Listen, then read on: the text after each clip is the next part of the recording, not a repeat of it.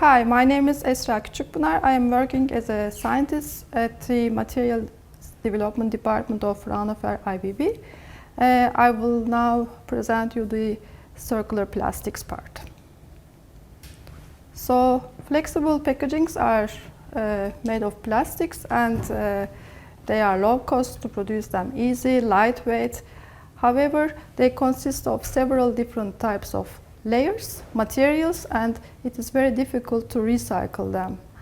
So currently 70% of the packaging materials used within EU is from flexible packaging, and there is no infrastructure to recycle them, especially when they consist of several different types of materials. So there is the new regulations now, packaging and packaging waste regulations, that have been in action since last week, Monday. And according to these regulations, the flexible packaging materials need to be recycled, and in some years, in 2035, their recyclability should be at scale. And in addition to that, there are also the requirement of integration of post-consumer recyclate content within the packaging materials. And here you can see in the table, for the case of polyester-based packaging, for example, the requirements are higher than the case of the non-polyester-based packagings. When it is PE or polyolefin, the content is less than that of polyester, because it is easier to clarify, to produce clean polyester recyclates in comparison to polyolefins.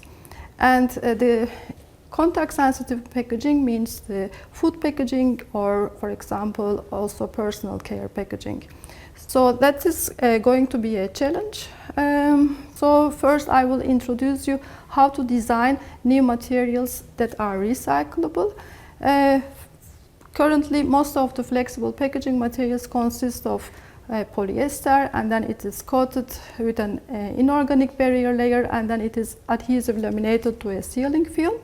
So these kind of structures that consist of several different types of materials are not recyclable. One way to make them recyclable is to go to monomaterial systems. So for example, here in this picture you can see one of those examples, which is based on polypropylene. So there is the BOPP substrate.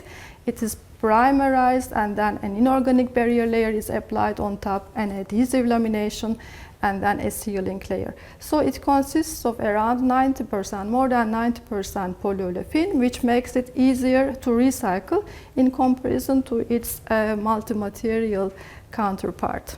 One other approach that we are following within our department to make these recyclable structures is the application of nanocomposites. We have developed a new barrier structure within the last 5 years. You can see here the publications by Stefan Schiessel from our group. We integrate some platelets into the lacquer, and this extends the permeation pathways of the gas molecules, and by this way we incorporate barrier performance. This lacquer can be applied at atmospheric conditions on a polyolefin-based substrate, and when it is laminated, again, for example, with the polyolefin-based sealing film, we get a monomaterial solution.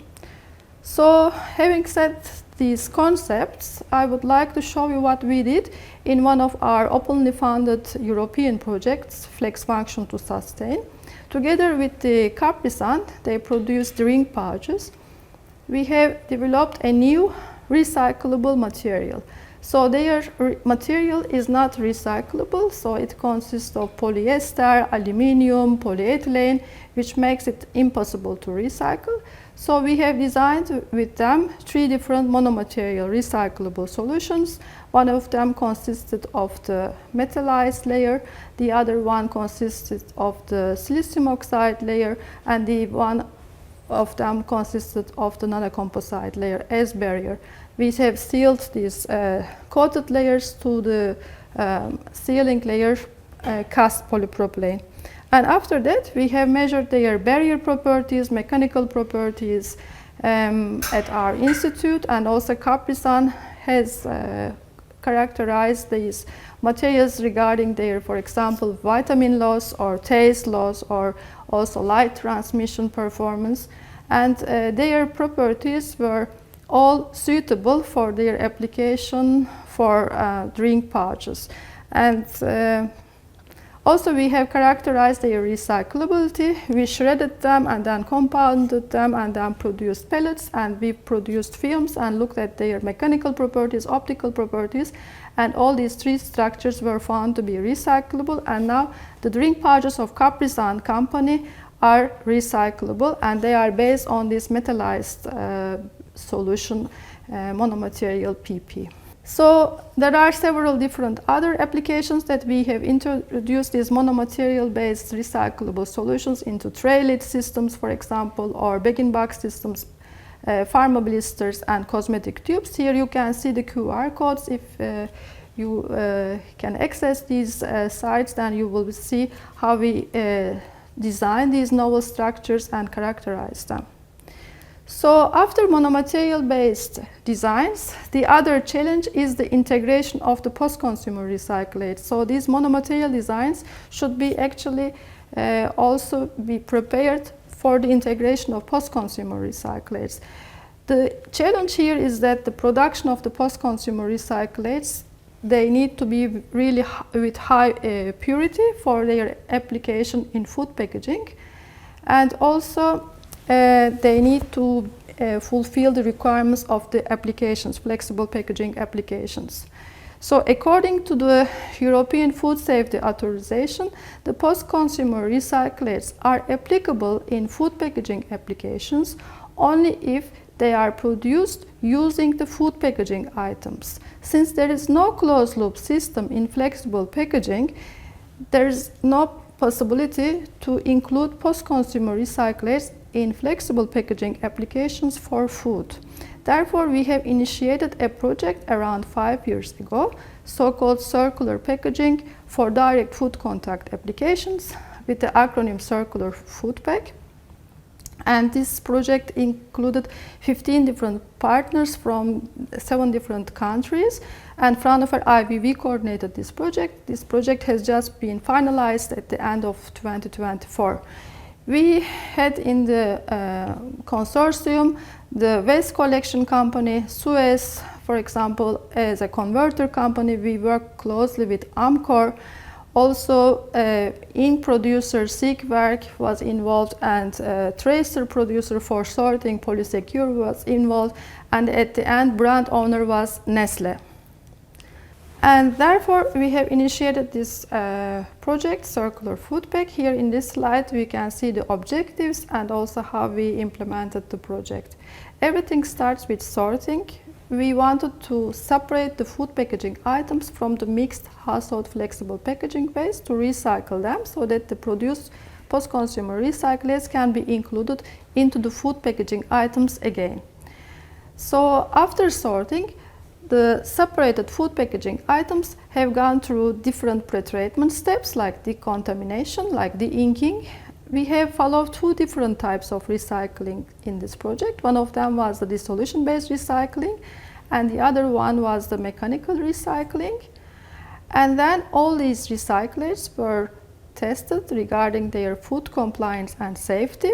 We have, if the safety requirements were not achieved, we redesigned the packaging materials so that we can include these post-consumer recyclates using some functional barriers. And at the end, using these final structures, we have produced demonstrators. So here you can see the flow of the one small implementation of the project. So tracers were included into the inks of the packaging materials, and then it was possible to sort out the food packaging items from the whole collected packaging waste. Then the contamination de-inking process was applied at the Uganda University, and Fraunhofer IBV has applied the dissolution-based recycling technology. And then the recyclates were then checked regarding their compliance properties, and they have been reintegrated into the newly designed structures. And then these new design structures were used for the production of packages, pouches for food and non-food applications, and then a second cycle had started, and we have performed 2 different cycles with the same input material. At the end, the recyclates are of course all the times characterized. Here you can see the mechanical properties of these recyclates. The mechanical properties were very similar to their virgin counterparts. However, the problem is their integration in food packaging. The contamination levels were not sufficient, therefore we needed to include functional barriers. We have screened several different types of functional barriers, and here you can see 2 of them were below the specifications required, and therefore we use these functional barriers. And we designed 2 different structures. On the left-hand side, you can see the triplet structure, which includes the post-consumer recyclate in between 2 barriers. One of the barrier is the machine direction oriented polyethylene, primered and Ciox coated, and the other one is the sealing film, polyethylene EVOH polyethylene. By this way, we reduce the migration of the contaminants from the post-consumer recyclates towards the food, and also we eliminate the cross-contamination when the film is winded on a roll. So therefore it worked very well, this triplet structure, for their application for food packaging. On the right hand side you see a duplex structure. Here we had the possibility to increase the post-consumer recyclate content at very high levels, because we managed to integrate it into the substrate, so machine direction oriented PE, MDO PE, and also into the sealing film, because here we didn't have the issue of the food contact application. The duplex structure has been designed for the non-food packaging applications. And here you can see the demonstrators that we have produced at the end of the project. From left to right, it is the coffee packaging, cocoa packaging, espresso packaging, together with developed with Nestle. And on the right hand side you can see the wet wipes and then the detergent tabs packed in stand-up pouches. So in the case of the food packaging applications, we increased the post-consumer recyclate up to 30%, and for the case of the non-food packaging applications, the post-consumer recyclate was up to 62%. So this was quite a success. By this way, at the end of our project last year, we have shown that packaging and packaging waste regulations are challenging. However, it is achievable using the physical recycling technologies, including de-inking, deodorization, compounding, pelletizing, and with the functional barriers, we made them applicable for food packaging. And also, of course, the research has to continue still to upscale these materials more and to look at their reproducibilities. This brings me to the end of my presentation. Here you can see our team, material development. We are around 30 people, including scientists, technicians, and engineers. The department is led by Dr. Cornelia Stram. And we have tried to show you today some of our research topics and research results. And if you have any questions, we will be very happy to answer you. Here you can see our contact details. Thank you very much.